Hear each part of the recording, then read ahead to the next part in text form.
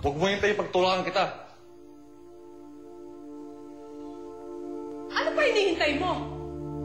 Magbago isip ng anak ko? Sorry, wala nang pipigil sa'yo. Layas, malis ka na! Hindi ka may aalis sa bahay na to. Dahil ang bahay na to ay pag-aari ng ama ko. Kaya sa ayaw sa gusto nyo, hindi ka may aalis ng asawa ko dito. Charles.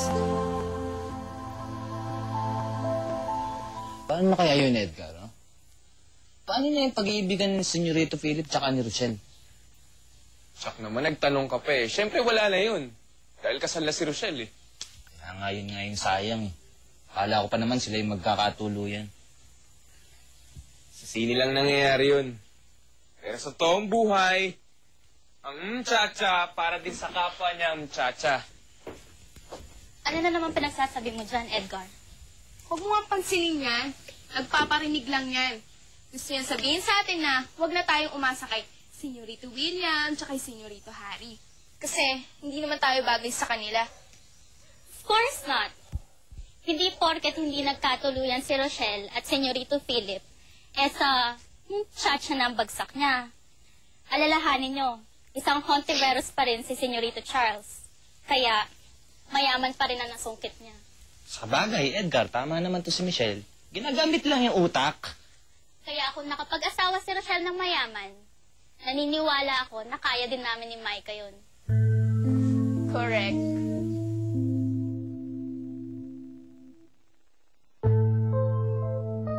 Wala kang karapatan dito. Kaya umalis na kayo sa bahay na to. Hindi ako alis dito dahil isa rin ako Hontiveros. Charles, wag ka na makipagtalo sa kanila. Hindi ka na, umalis na tayo. Hindi ka na. No, Rochelle. Gusto ko ipaglaban ng karapatan ko. Ano bang karapatan na pinagsasabi mo? Tinanggalan na kita ng karapatan nung una pa. Nung una natin kasunduan. Kaya ngayon, umalis na kayo bago magpatawag ng pulis. Charles, hindi ka na. Hindi ka na. No, Rochelle. Hindi tayo alis. At kahit magpatawag pa kayo ng pulis, hindi ako natatakot dahil alam kong may katwiran ako. Baka kayo pa nga hulihin eh. Dahil manloloko ka, Mama Zinaida. Kinamkam mo ang kayaman ng papa ko. At sa tingin mo, papayag akong kunin mo lahat yan? Talaga ba na nangiinis ka? At sa tingin mo, papayag ko nandito ang dalawa? Dito pa ka titira! Talagang gusto mo kawin tayo? Philip naman na. Kahit saktan mo pa ako, hindi ka may alis dito. Walang hiya! Philip! Stop that! Tama na!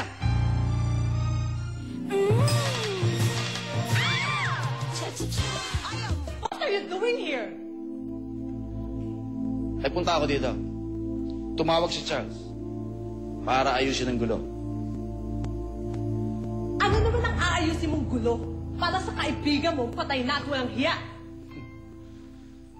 Zinaida, matagal nang patay ang asawa mo, kaya huwag mong tagtarin ng mura. Ah, oo nga pala. Ikaw ang dapat kong tagtarin ng mura.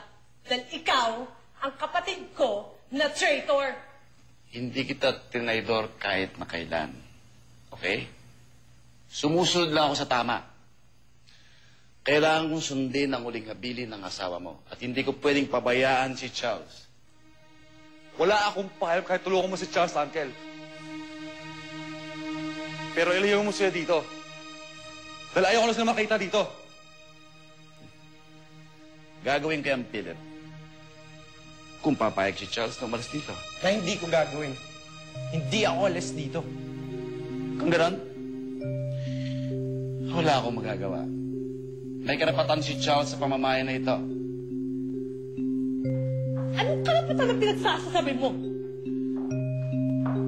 Lalo ko ang last will ng asawa mo. Na kahit kailan, Zinaida, ay hindi mo sinunod. Sandali lang. Gusto mo, basahin ko pa nilalaman ito eh.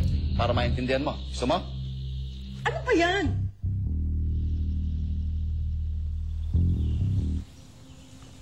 Senyorita, mabuti ho. Nagbalik kayo.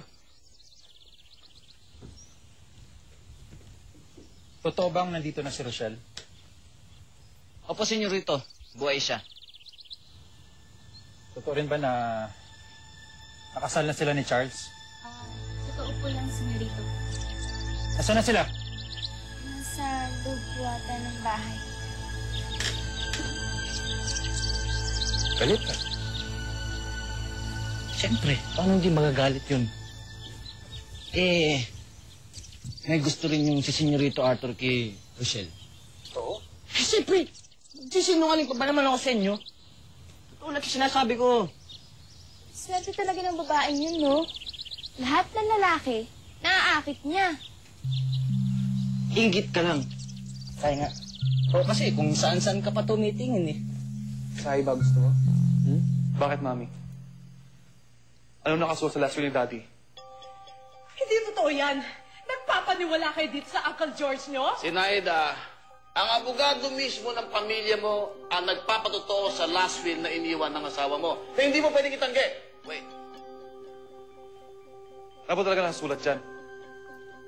At bakit ngayon ko lang nalaman tungkol dito? Dahil itinago mismo ito sa inyo ng mama mo. Hindi totoo yan! Itinago mismo ito ng mama nyo sa inyo. Wala, hindi totoo yan! Sarah! Bakit hindi niyo pa sabihin sa kanila kung anong nakasulat dyan? Tumahimik ka, Charles!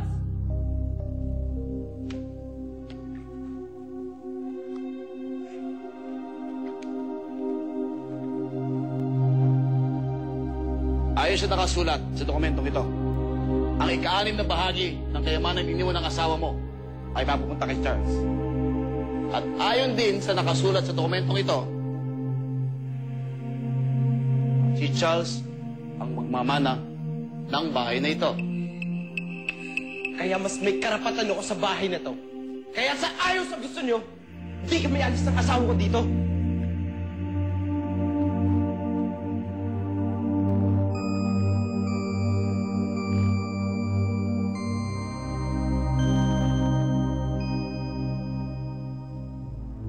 Talaga ng Charles Fen. Aba, kalain mo? Gusto pa nila na Richie tumira dito?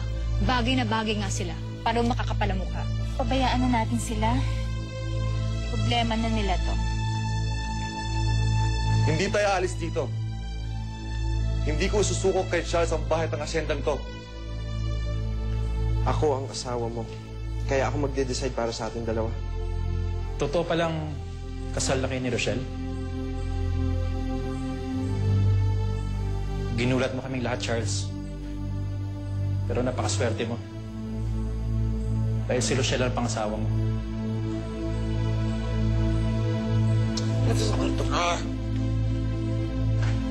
Si Rochelle, asan siya? Nasa kwarto hong nila. Sino? Sino sila? Sila ho ni Senyorito Charles.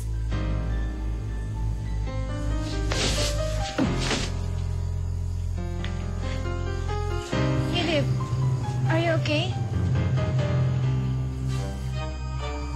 Kaya tulungan mo ko, Isaac. Tulungan mo akong kalimutin yung babae. Tulungan mo akong tagalin sa isip ko si Rochelle. Makakasalan mo ba ako?